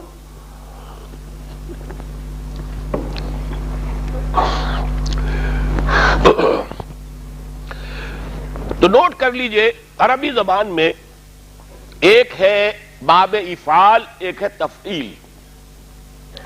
باب افعال میں جو مصدر آئے گا وہ کوئی کام دفعتن کر دینا، تفعیل میں وہی لفظ آئے گا تو کسی کام کو تھوڑا تھوڑا تھوڑا تھوڑا کر کے تدریجن کرنا، تدریج بھی تفعیل ہے۔ جیسے اعلام، وزارت الاعلام، مکتب الاعلام، آپ نے دیکھا ہوگا عرب ممالک میں انفارمیشن آفس، انکوائری آفس، تو یہ مکتب الاعلام اعلام ہے۔ بس یہاں آپ جائیے، کچھ پوچھنا ہے آپ کو بتا دیا جائے گا، اللہ اللہ خیر صلی اللہ۔ اب وہ جو بتانے والا اسے اس سے غرض نہیں آپ کی سمجھ میں آیا کہ نہیں آیا، اس نے تو اپنا فرض ادا کر دیا، وما علینا الا البلاغ، بس ہم نے پہنچانا تھا پہنچا دیا۔ ایک ہے تعلیم، سکھانا درجہ بدرجہ، پہلے الف سمجھ میں آ گیا تو بے سمجھاؤ، بے سمجھ میں آئے گا تو تے سمجھاؤ گے، درجہ بدرجہ تھوڑا تھوڑا کر کے کسی شے کو، کسی علم کو کسی کے ذہن میں اتارنا، یہ ہے تعلیم۔ جو فرق اعلام اور تعلیم کا ہے وہی انزال اور تنزیل کا ہے۔ انزال کہتے ہیں کسی شے کو دفعتاً اتار دینا، اور تنزیل ہے تھوڑا تھوڑا کر کے درجہ بدرجہ تدریجن اس کو نازل کرنا۔ تو قرآن کے نزول کے یہ 2 مراحل ہیں۔ یہ پورا قرآن لیلۃ القدر یا لیلۃ المبارکہ، یہ 2 الفاظ قرآن میں آئے ہیں، انا انزلناہ فی لیلۃ القدر، انا انزلناہ فی لیلۃ مبارکۃ۔ وہ جو لیلۃ القدر تھی وہ رمضان مبارک کے آخری عشرے کی کوئی رات ہے، جسے کہ چھپایا گیا ہے تاکہ لوگ محنت کریں، تلاش کریں۔ لیکن اس رات کو پورا قرآن لوح محفوظ میں، اب یہ بھی 3 الفاظ قرآن میں آئے، کتاب مکنون، ام الکتاب اور لوح محفوظ، یہ 3 الفاظ آئے۔ اصل قرآن وہاں لوح محفوظ میں ہے، وہ قرآن اتار دیا گیا سمائے دنیا تک، پہلا جو آسمان ہے ہمارا یہاں تک اتار دیا گیا، یہ دفعتاً واحدتاً ہوا ہے، ایک دم ہوا ہے۔ لہذا رمضان کے لیے آیا شہر رمضان الذی انزل فیہ القرآن، یہ باب افعال سے ہے. انا انزلناہ فی لیلۃ القدر، باب افعال ہے، ہم نے اتارا اس کو لیلۃ القدر میں. انا انزلناہ فی لیلۃ مبارکۃ، ہم نے اتارا اسے ایک مبارک رات میں. تو یہاں آپ نے دیکھا تینوں جگہ پر یہ آیا ہے انزال کا صیغہ باب افعال سے. جب حضور پر آیا فَإِنَّهُ نَزَّلَهُ عَلَىٰ قَلْبِكَ، یہ تنزیل ہوئی ہے. نَحْنُ نَزَّلْنَا عَلَيْكَ الْقُرْآنَ تَنزِيلًا، اے محمد آپ پر ہم نے قرآن اتارا ہے تھوڑا تھوڑا کر کے، نجمن نجمن، آیتیں پھر آیتیں پھر آیتیں آ گئیں، پورا قرآن نہیں اتارا ہے. تو یہ تنزیل جو ہے حضور پر ہوئی ہے ہمارے حساب سے 22 برس میں. 610 عیسوی میں شروع ہوا اور 632 عیسوی میں حضور کا انتقال ہو گیا. 22 برس میں تھوڑا تھوڑا کر کے قرآن مجید محمد الرسول اللہ پر نازل ہوا. وہ ہے تنزیل، تنزیل من رب العالمین. لیکن جو حضور پر تو اترا ہے وہاں سے سمائے دنیا سے جبرائیل لاتے رہے، لیکن یہ کہ یہ پورا سمائے دنیا پر دفعتن واحدتن جملتن واحدتن پورا قرآن جو ہے لوح محفوظ سے یا کتاب مکنون سے یا ام الکتاب سے لا کر اتار دیا گیا، یہ ہے انزال. شہر رمضان الذی انزل فیہ القرآن. اب قرآن کی جو مدح ہوئی ہے، ظاہر بات ہے اس میں اگر میں نے وقت زیادہ لے لیا تو پھر تو سارا وقت اسی میں لگ جائے گا. قرآن کیا ہے؟ ہدی للناس، لوگوں کے لیے ہدایت. اور اس میں نوٹ کرنے کی کم سے کم یہ بات ضروری ہے کہ سورہ بقرہ کے شروع میں فرمایا ہدی للمتقین، یہاں فرمایا ہدی للناس. اب کوئی اگر دیانند سرسوتی کتاب لکھ رہا ہو اور 14ویں باب میں قرآن پر تنقید کر رہا ہو، کہتے ہو تضاد آ گیا. کہیں کہتے ہیں کہ یہ تمام لوگوں کے لیے ہدایت ہے، کہیں کہتے ہیں متقین کے لیے ہدایت ہے. لیکن اس کا مفہوم سمجھنا چاہیے. قرآن اپنی جگہ پر ہدی للناس ہے، تمام انسانوں کے لیے ہدایت، ہر دور کے انسانوں کے لیے ہدایت ہے اور مکمل ہدایت ہے. آج کا بڑے سے بڑا فلسفی، اور اگر ابھی دنیا کی عمر ہے 1000 برس تو اور 1000 برس بعد کے بعد کا بھی جو بڑے سے بڑا فلسفی ہوگا اس کے لیے بھی ہدایت قرآن میں ہے. عرب کے بدو کے لیے بھی قرآن کے اندر ہدایت تھی اور آج کے عام آدمی کے لیے بھی قرآن میں ہدایت ہے. تو قرآن تو ہدایت ہے فی نفسہ ہی، علی مقام ہی، اپنی جگہ پر پوری نوع انسانی کے لیے ابد الآباد تک کے لیے. لیکن اس سے استفادہ وہی کر سکتے ہیں جن میں تقویٰ ہوگا. اب یہ ربط بھی آ گیا کہ چونکہ روزہ فرض کیا گیا ہے کس لیے؟ لعلکم تتقون، تاکہ تمہارے اندر تقویٰ پیدا ہو، تاکہ تم اس قرآن مجید کی ہدایت سے فیضیاب ہونے کے قابل ہو جاؤ. اس لیے کہ وہ شرط ہے، قرآن سے استفادے اور فیضیاب ہونے کے لیے شرط لازم ہے تقویٰ. ہدی للمتقین الذین یؤمنون بالغیب ویقیمون الصلاۃ. یہ سارا مضمون جو ہے سورہ بقرہ کے آغاز کا اس کو ذہن میں لے آئیے. تو فرمایا ہدی للناس وبینات من الہدی والفرقان. اور یہ ہدایت جو ہے دیکھیے ایک ہوتی ہے جیسے کہ کوئی بڑا فلسفی لکھ رہا ہے، ارسطو نے مکالمات افلاطون جو ہے وہ افلاطون نے لکھ دی ہے، عام آدمی تو نہیں سمجھ سکتا. بریڈلے کی کتاب ہے اپیئرنس اینڈ ریئلٹی، عام آدمی نہیں پڑھ سکتا. علامہ اقبال کے 6 لیکچرز ہیں، انہی کو اچھے بھلے جو ایم اے کر چکے ہوں فلسفے میں وہ نہیں سمجھ سکتے. لیکن یہ کہ ایک وہ ہدایت ہے جو ایسی روشن ہو کہ ہر شخص سمجھ سکے، وہ ہدایت اسے کہتے ہیں بین. بین کسے کہتے ہیں؟ جو شے از خود واضح ہو. جس کے لیے سادہ ترین مثال ہمارے ہاں ہے آفتاب آمد، دلیل آفتاب. جب سورج طلوع ہو گیا تو اپنے وجود پر وہی سب سے بڑی دلیل ہے. آپ ثابت کرنے کی کوشش کریں کہ سورج ہے تو آپ حماقت کر رہے ہیں، اس لیے کہ وہ تو اپنے وجود پر خود بین دلیل ہے. وہاں دلیل کی حاجت تو وہاں ہوتی ہے جہاں کوئی شے چھپی ہوئی ہو، کوئی مخفی ہو، کوئی حقیقت ایسی ہے کہ جس کو کہ واضح کرنے کی ضرورت ہے. یہ تو از خود واضح ہے. تو بینات ہیں قرآن مجید کی تعلیمات فطرت انسانی کے لیے، بالکل اس طرح جیسے کہ انسان نصف النہار پر چمکتے ہوئے سورج کو دیکھ رہا ہو، بشرطے کہ فطرت مسخ نہ ہو گئی ہو، دماغ پر کوئی غلط نظریات کے پردے نہ پڑ گئے ہوں. اگر فطرت سلیم ہے، عقل سلیم ہے، تو قرآن مجید کی ہدایت اس کے لیے بینات کے درجے کی شے ہے. بینات من الہدی والفرقان، رہنمائی، ہدایت اور فرق کر دینے والی، حق اور باطل، غلط اور صحیح، اس کے مابین خط امتیاز کھینچ دینے والی، اور وہ بھی بین صورت کے اندر، وہ ہے قرآن مجید. اب اس قرآن مجید کی مدح میں جو کچھ حضور نے فرمایا، خود اللہ تعالیٰ نے جو کچھ فرمایا، لو انزلنا هذا القرآن على جبل لرأيته خاشعا متصدعا من خشیۃ اللہ، میری بڑی مفصل تقاریر اس پر موجود ہے۔ ایک آیت میں فرمایا، وہ سورہ حشر کی آیت ہے جو ابھی میں نے آپ کو سنائی، اگر ہم نے اس قرآن کو کہیں پہاڑ پر اتار دیا ہوتا تم دیکھتے کہ وہ پھٹ جاتا، ریزہ ریزہ ہو جاتا۔ اس کی معنوی تاثیر وہ ہے۔ سورہ یونس کی 2 آیتوں میں فرمایا، یا ایھا الناس قد جاءتکم موعظۃ من ربکم وشفاء لما فی الصدور وہدی ورحمۃ للمؤمنین۔ اب یہ ساری باتیں قرآن کہہ رہا نا خود۔ الرحمن علم القرآن خلق الانسان علمہ البیان۔ اور پھر یہ کہ سورہ واقعہ میں دیکھیے تو قرآن مجید کی مدح اول قرآن نے خود کی، اور پھر قرآن کی مدح صاحب قرآن محمد رسول اللہ صلی اللہ علیہ وسلم نے کی۔ لیکن وہ اس وقت کا میرا موضوع نہیں ہے، اس وقت تو انہی پر اکتفا کیجئے، ورنہ اس کی عظمت جو ہے، اور واقعہ یہ ہے کہ تیسرا بھی میں ذکر کر دوں کہ جو عظمت قرآن کی اس صدی میں علامہ اقبال نے بیان کی ہے، مجھے تو جتنا کچھ میرا دائرہ ہے معلومات کا محدود، مجھے پوری امت کی تاریخ میں کسی اور انسان کا اس طرح کا بیان نظر نہیں آیا۔ فاش گویا ماچے در دل مزمرست، این کتابیں نیست چیزیں دیگرست۔ صاف ہی کہہ دوں میرے دل میں جو چھپا ہوا ہے یہ کتاب نہیں ہے، اسے کتاب نہ سمجھنا، یہ کوئی اور شے ہے۔ کیا شے ہے؟ مثل حق پنہاؤ ہم پیداستو، جیسے ذات باری تعالیٰ ہے الحق، ویسے ہی یہ ظاہر بھی ہے باطن بھی ہے، هو الاول والآخر والظاہر والباطن۔ مثل حق پنہاؤ ہم پیداستو، زندہ و پائندہ و گویاستو، جیسے ذات باری تعالیٰ الحق ہے، الحی ہے، الحی زندہ و پائندہ ہو، اور کلام کرتا ہے قرآن، اس سے بات تو کرو، تمہیں جواب دے گا، بات کرتا ہے۔ یہ کلام متکلم ہے، گویا ہے، بات کرتا ہے۔ چون بجاں در رفت جاں دیگر شود، جب یہ قرآن کسی کے اندر اتر جاتا ہے اس کے اندر تبدیلی آ جاتی ہے، انقلاب آ گیا، شخصی انقلاب، نفسی انقلاب، باطنی انقلاب اندر سے، پھر یہ باطنی انقلاب باہر نکلتا ہے تو وہ پھر عالمی انقلاب کی شکل اختیار کرتا ہے۔ چون بجاں در رفت جہاں دیگر شود، جہاں چو دیگر شد جہاں دیگر شود۔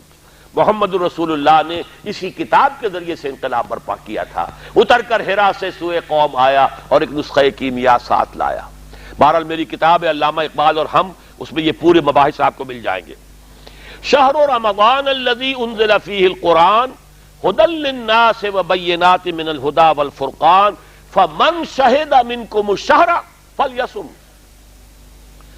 جو کوئی بھی مقیم ہو تم میں سے اس مہینے میں، اب شاہدہ کا بھی جو کوئی پالے اس مہینے کو، یہ ترجمہ درست نہیں ہے۔ شاہد کسے کہتے ہیں؟ جو موجود ہو۔ شاہدہ یشہدو، موجود ہونا، اور اسی سے 2 اضافی معنی نکلتے ہیں۔ جو موجود ہوتا ہے کسی وقوعے پر وہی گواہی دے سکتا ہے، تو شاہدہ یشہدو کے معنی گواہی کے بھی ہیں۔ اور چونکہ اگر آپ کا کوئی دوست وقت پر موجود ہے تو آپ کی مدد بھی کر سکتا ہے، لہذا شاہد کے معنی مددگار کے بھی ہیں، شاہد اور شہید کے معنی مددگار کے بھی ہیں۔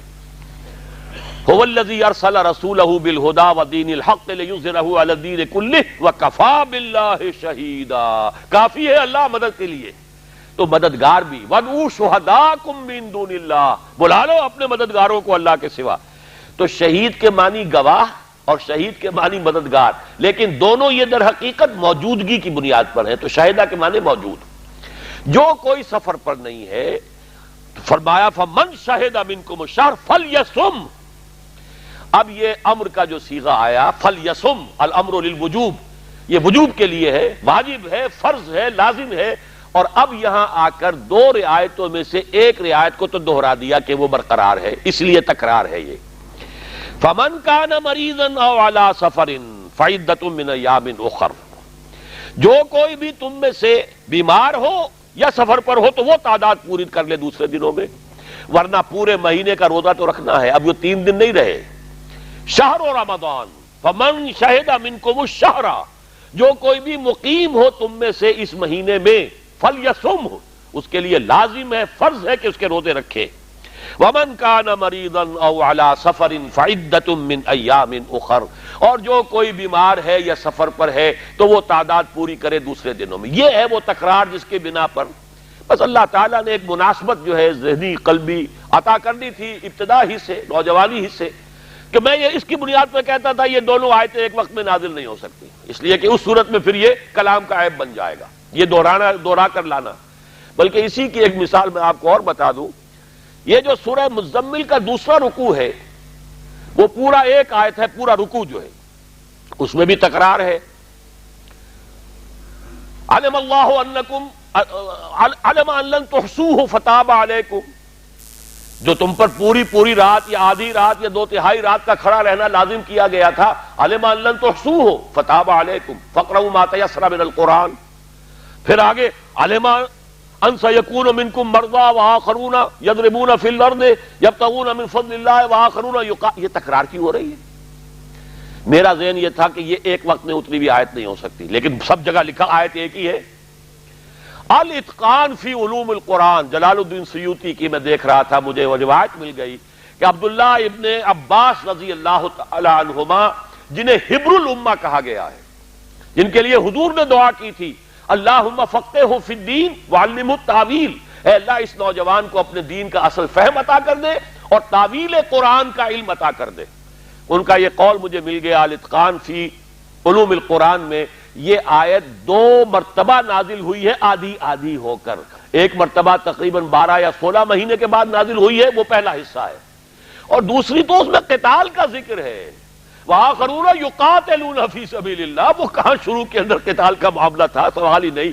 یہ آیت بہت بعد میں 10-11 سال بعد نازل ہوئی ہے، یا تو ہجرت سے متصلاً قبل یا ہجرت کے بعد، اور مجھے معلوم ہوا متفق گردید رائے بو علی بارائے من، مجھے خوشی ہوئی کہ میرا وہ احساس صحیح نکلا، اور عبداللہ ابن عباس رضی اللہ تعالیٰ عنہما کا قول مجھے مل گیا۔ اب میرے لیے کسی اور دلیل کی ضرورت نہیں ہے، ایک میرا اپنا احساس تھا، اسی طرح کا میں نے احساس آپ کو بیان کیا تھا۔ تو یہاں وہ جو ایک کی تکرار کی گئی کہ اسے اب برقرار رکھا، دوسری کا آپ خاتمہ کر دیا۔ اب جو ہے آپ کو اس کی اجازت نہیں ہے عام حالات میں، ہاں جیسے کہ میں نے کہا شیخ فانی ہے، اتنا بوڑھا ہے کہ ہلاک ہو جانے کا اندیشہ ہے روزہ رکھنے سے، یا ایسا بیمار ہے کہ جس کی شفا یابی کی توقع ہی نہیں ہے، لہذا اس کے لیے حضور نے برقرار رکھا۔ قرآن مجید نے جو ہے یہاں پر اس کو سرے سے منسوخ کر دیا، اس لیے کہ اب اس کو نہیں دہرایا، وعلی الذین یطیقونہ فدیۃ طعام مسکین، وہ یہاں ساقط ہو گیا۔ فرمایا ومن کان مریضا او علی سفر فعدۃ من ایام اخر یرید اللہ بکم الیسر ولا یرید بکم العسر۔ یہ رعایت بھی اس لیے باقی رکھی گئی ہے کہ اللہ تمہارے لیے آسانی چاہتا ہے، سختی نہیں چاہتا۔ اور یہ آپ کو نوٹ کیجئے گا، ہمارے ہاں بہت سے لوگ اس ٹکڑے کا بالکل حق ادا نہیں کرتے۔ بخار ہے 103 ہے، نہیں جی روزہ تو میں نہیں چھوڑ رہا، روزہ تو رکھوں گا۔ بھائی تم یہ اللہ کی منشا کے خلاف کر رہے ہو۔ اللہ کے بندے، ہمیں معلوم ہے اگر سفر میں نماز کی جو ہے وہ قصر کرنے کی اجازت ہے، تو فقہ حنفی کا مسئلہ تو یہ ہے کہ اگر قصر نہیں کرتا تو نماز ہی نہیں ہوئی نہیں نماز۔ اللہ نے تمہیں ایک رعایت دی ہے، تم گویا کہ اپنے آپ کو اس رعایت سے بالا تر سمجھ رہے ہو، یہ تکبر ہے۔ اللہ نے رعایت دی ہے تو اسے فائدہ اٹھاؤ، لیکن بدقسمتی سے روزے کے معاملے میں یہ کوئی نہیں کہتا، حالانکہ روزے کے معاملے میں تو صاف الفاظ آ رہے ہیں یرید اللہ بکم الیسر ولا یرید بکم العسر۔ بھائی بخار ہے، بیمار ہو، تم بعد میں کر لینا پورا۔ سفر پر، ایک مرتبہ سفر پر تھے حضور کسی جہاد میں، اور وہاں پر جن لوگوں نے روزہ رکھا ہوا تھا ان میں سے بعض کو جو ہے وہ بے ہوشی طاری ہو گئی، غشی کھا کے گر پڑے، تو حضور کو جب پتہ لگا کہ اس وجہ سے ہے تو آپ نے فرمایا لیس من البر الصیام فی السفر، روزے میں، یہ سفر میں روزہ رکھنا کوئی نیکی کا کام نہیں ہے۔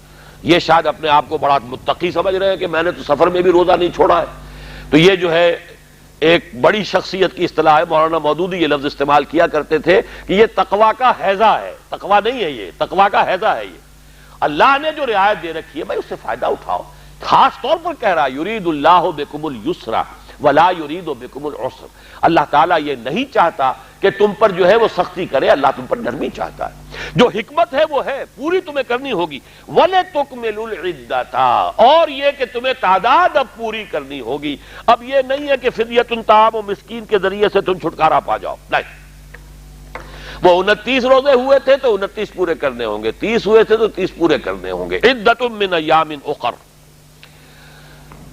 وَلِتُكْمِلُوا الْعِدَّةَ، اور تاکہ تم تعداد پوری کرو، وَلِتُكَبِّرُوا اللَّهَ عَلَى مَا هَدَاكُمْ وَلَعَلَّكُمْ تَشْكُرُونَ، اور تاکہ تم تکبیر کرو اللہ کی اس ہدایت پر کہ جو اس نے تمہیں عطا کی ہے، اور تاکہ تم شکر کر سکو۔ اب یہ دو الفاظ جو آئے ہیں، یہ حکمت صوم کو ہم نے ایک مرحلے پر سمجھا مجرد صوم، ابھی رمضان مبارک سے اس کا تعلق نہیں ہے، وہ ایک ایکسرسائز ہے سیلف کنٹرول کی، لیکن چونکہ اس کے نظام دیا ہے اللہ نے، لہذا گویا کہ اللہ کی اطاعت، اللہ کے تقوی کی ایکسرسائز ہے، لعلکم تتقون۔ اب یہاں صوم رمضان کا ذکر آ رہا ہے، اور اس کے ذکر میں دو حکمتیں بیان کی گئیں۔ پہلی حکمت وَلِتُكَبِّرُوا اللَّهَ عَلَى مَا هَدَاكُمْ، اب دیکھیے اس کا تعلق جڑے گا گھوڑے کے صوم کے ساتھ۔ تمہیں تکبیر کرنی ہے اپنے پروردگار کی، اور تکبیر کے معنی کیا ہے؟ اللہ اکبر کہہ دیا بس تکبیر ہو گئی؟ یہی تو مغالطے ہیں آپ کے۔ تکبیر کے معنی ہے اللہ کو بڑا بناؤ، اللہ کو بڑا کرو، تکبیر۔ اور یہ ان تین احکام میں سے ہے، بلکہ دو میں سے، جو بالکل ابتدا میں حضور کو دیے گئے۔ یا ایھا المدثر قم فانذر وربک فکبر، اے لحاف میں اور کمبل میں لپٹ کر لیٹنے والے، کھڑے ہو جاؤ، کمر بستہ ہو جاؤ، کمر کس لو، اپنی جد و جہد کا آغاز کرو۔ اس کا نقطہ آغاز کیا ہے؟ انذر، خبردار کرو لوگوں کو۔ دیکھو زندگی صرف یہ زندگی نہیں ہے، اصل زندگی آخرت کی زندگی ہے۔ تمہیں اس زندگی کے تمام اعمال و افعال اور ایک ایک پیسے کا حساب کہ حلال سے کمایا تھا یا حرام سے، اور کہیں ادائے حقوق میں خرچ کیا تھا یا عللو تللو میں اور عیاشیوں میں، اس کا حساب دینا ہوگا اللہ کے ہاں۔ یہ انذار ہے۔ انذار سے بات شروع ہوتی ہے دعوت نبوت کی، نبی جو بھی ہے انذار انذار۔ حضور سے کہا انذر عشیرتک الاقربین، اپنے قریبی رشتہ داروں کو خبردار کیجئے۔ قل اوحی الی ھذا القرآن لانذرکم بہ ومن بلغ، کہہ دیجئے مجھ پر یہ قرآن وحی کیا گیا تاکہ میں خبردار کر دوں تمہیں اس کے ذریعے سے، اور جس تک بھی یہ قرآن پہنچ جائے اس تک یہ انذار بھی پہنچ جائے۔ تو انذار ہے نقطہ آغاز، اور ہدف کیا ہے، آدرش کیا ہے، نصب العین کیا ہے، آخری منزل کیا؟ تکبیر رب۔ وہ نظام قائم کر دو جس میں اللہ کی بڑائی مانی جا رہی ہو، اللہ کو مانا جائے بڑا، اللہ کی بڑائی نافذ ہو، اللہ کا قانون نافذ ہو۔ اسی کے لیے پھر اصطلاحات آئی ہیں، اسی کے لیے آگے چل کر مکی دور میں دوسری اصطلاح آ گئی، ان اقیم الدین، دین کو قائم کرو۔ اسی کے لیے 3 مرتبہ وہ اصطلاح آ گئی، ہم نے اپنے رسول کو بھیجا اس لیے ہے دین حق دے کر، لِیُظْہِرَہُ عَلَى الدِّینِ کُلِّہ، تاکہ پورے کے پورے نظام زندگی پر اسے غالب کرے۔ اسی کے لیے اسی سورہ بقرہ کے اگلے رکوع میں آیت آ جائے گی، کیونکہ اس جد و جہد کی پھر آخری منزل ہے قتال فی سبیل اللہ، اور اس قتال فی سبیل اللہ میں جا کر تمہیں بھوک بھی جھیلنی ہوگی، پیاس بھی جھیلنی ہوگی، سختیاں جھیلنی ہوگی، رات کا آرام بھی نہیں ملے گا، ہو سکتا ہے کہ رات بھی دغدغے میں ہی بسر ہو رہی ہو، اور صبح جنگ کے لیے میدان میں کھڑا بھی ہونا پڑے۔ یہ ساری سختیاں جھیلنی ہوں گی، جیسے اپنے گھوڑوں کو روزہ رکھوایا کرتے تھے۔ اب اس صوم رمضان کے ذریعے سے وہ قوت حاصل کرو تاکہ تم تکبیر رب کے لیے، اللہ تعالیٰ کے لیے، اللہ کے دین کو غالب کرنے کے لیے ہتھیلی پر جان رکھ کر میدان میں آؤ۔ یہ ہے وَلِتُكَبِّرُوا اللَّهَ عَلَى مَا هَدَاكُمْ۔ چنانچہ اگلے رکوع میں آیت آ گئی وَقَاتِلُوهُمْ حَتَّى لَا تَكُونَ فِتْنَةٌ وَيَكُونَ الدِّينُ لِلَّهِ، قتال کرو، ان سے جنگ کرو یہاں تک کہ فتنہ اور فساد بالکل فروغ ہو جائے۔ یہ جو بغاوت ہے اللہ کے خلاف، اللہ کا حکم نہیں ہمارا حکم چلے گا، ہماری مرضی چلے گی، حاکمیت اللہ کی نہیں عوام کی ہے، عوام کے نمائندے جو قانون بنا دیں گے وہی قانون ہے، یہ تو بغاوت ہے، یونیورسل بغاوت ہے۔ آج پوری نوع انسانی اللہ کے سامنے باغی کی حیثیت سے کھڑی ہے، اور اس میں کوئی فرق نہیں ہے مسلم اور غیر مسلم کا، کوئی خطہ ایسا نہیں ہے جہاں پہ کہ بتمام و کمال اللہ کا دین نافذ ہو۔ بغاوت، ظہر الفساد فی البر والبحر، بر و بحر میں فساد ہے۔ یہ جو حاکمیت عوام کا فلسفہ ہے، یہ اس دور کا سب سے بڑا شرک ہے۔ ان الحکم الا للہ، توحید تو یہ ہے، حاکمیت اور حکومت کا اختیار اللہ کے سوا کسی کو نہیں۔ اس کے لیے میدان میں آنا پڑے گا، قاتلوہم حتی لا تکون فتنۃ ویکون الدین للہ، تم ان سے جنگ کرو اور جاری رکھو یہ جنگ، صلح نہیں ہوگی۔ براءۃ من اللہ ورسولہ الی الذین عاہدتم من المشرکین، اللہ اور اس کے رسول کی طرف سے اعلان براءت ہے، کسی مشرک سے کوئی معاہدہ نہیں ہوگا، جنگ ہوگی۔ اور اللہ کے دین کو غالب کیا جائے گا۔ یہ گویا کہ وہ جو حکمت تھی جو صوم کی آئی تھی پہلے اس کو بیان کر دیا۔ وَلِتُكَبِّرُوا اللَّهَ عَلَى مَا هَدَاكُمْ، تاکہ تمہارے اندر وہ قوت پیدا ہو جائے، وہ ضبط نفس پیدا ہو جائے، وہ تقویٰ پیدا ہو جائے، سختیاں جھیلنے کی صلاحیت پیدا ہو جائے، کہ تاکہ تکبیر رب کا حق ادا کر سکو، اس کے تقاضے ادا کر سکو، اس کے لیے میدان جنگ میں آ سکو۔ جیسے کبھی اپنے گھوڑوں کو روزہ رکھوایا کرتے تھے، اب تم پر یہ روزہ رکھنا فرض کیا گیا۔ وَلِتُكْمِلُوا الْعِدَّةَ وَلِتُكَبِّرُوا اللَّهَ عَلَى مَا هَدَاكُمْ وَلَعَلَّكُمْ تَشْكُرُونَ، اور تاکہ تمہارے اندر اصل حقیقی شکر پیدا ہو جائے۔ اب اس حکمت کو جو کہ صوم رمضان کی گویا کہ غایت اب یہ قرار دی جا رہی ہے، پہلی غایت جو ہے وہ تو مجرد صوم سے بھی حاصل ہو رہی تھی۔ صوم رمضان، اب اس میں آپ کو جو احادیث دی گئی ہے وہ ذرا کاغذ نکال لیجئے۔ رمضان کا اصل میں جو پروگرام ہے، میں پہلے ذرا تمہیداً عرض کر دوں، یہ ہم صرف واقف ہیں روزہ دن کا اور رات کو 1 گھنٹے کی تراویح۔ یہ بہت بڑا مغالطہ ہے، بہت بڑا مغالطہ ہے، بہت بڑا مغالطہ ہے۔ روز اصل میں رمضان کا پروگرام کیا ہے؟ دن بھر کا روزہ اور رات کے اکثر حصے کو قرآن کے ساتھ لے کر جاگنا۔ لیکن حکمت خداوندی نے پہلے حصے کو تو فرض کیا ہے، دوسرے کو فرض نہیں کیا، اس کو ترغیب اور تشویق پر چھوڑ دیا ہے۔ لیکن اس کی جو اہمیت ہے میں چاہتا ہوں کہ پہلے اچھی طرح اس کو سمجھ لیں آپ۔ دیکھیے پہلی حدیث اس میں ہے، ان سلمان الفارسی رضی اللہ تعالی عنہ قال خطبنا رسول اللہ صلی اللہ علیہ وسلم فی آخر یوم من شعبان۔ حضرت سلمان فارسی سے مروی ہے، انہوں نے فرمایا کہ خطبہ ارشاد فرمایا ہمیں اللہ کے رسول نے صلی اللہ علیہ وسلم شعبان کے آخری دن۔ فقال، آپ نے ارشاد فرمایا، یہ خطبہ طویل ہے، میں نے صرف شروع کے چند جملے یہاں نقل کیے۔ یا ایھا الناس قد اظلکم شہر عظیم، اے لوگو تم پر ایک بہت عظمتوں والا مہینہ سایہ فگن ہو گیا ہے۔ دیکھیے سایہ فگن سے وہ انگریزی کا محاورہ آپ کے ذہن میں آنا چاہیے، coming events cast their shadows before. ابھی رمضان شروع نہیں ہوا ہے، شعبان کا آخری دن ہے، تو وہ کمنگ ایونٹ جو ہے رمضان مبارک، اس کا سایہ آ گیا ہے تم پر، اس لیے حضور نے وہ لفظ استعمال کیا قد اظلکم، ظلال کہتے سائے کو، قد اظلکم شہر عظیم، بڑی عظمت والا مہینہ ہے، شہر مبارک، بہت برکت والا مہینہ ہے، شہر فیہ لیلۃ خیر من الف شہر، اس میں ایک رات وہ بھی ہے، وہ مہینہ جس میں ایک رات وہ بھی ہے جو 1000 مہینوں سے افضل ہے۔ انا انزلناہ فی لیلۃ القدر وما ادراک ما لیلۃ القدر لیلۃ القدر خیر من الف شہر۔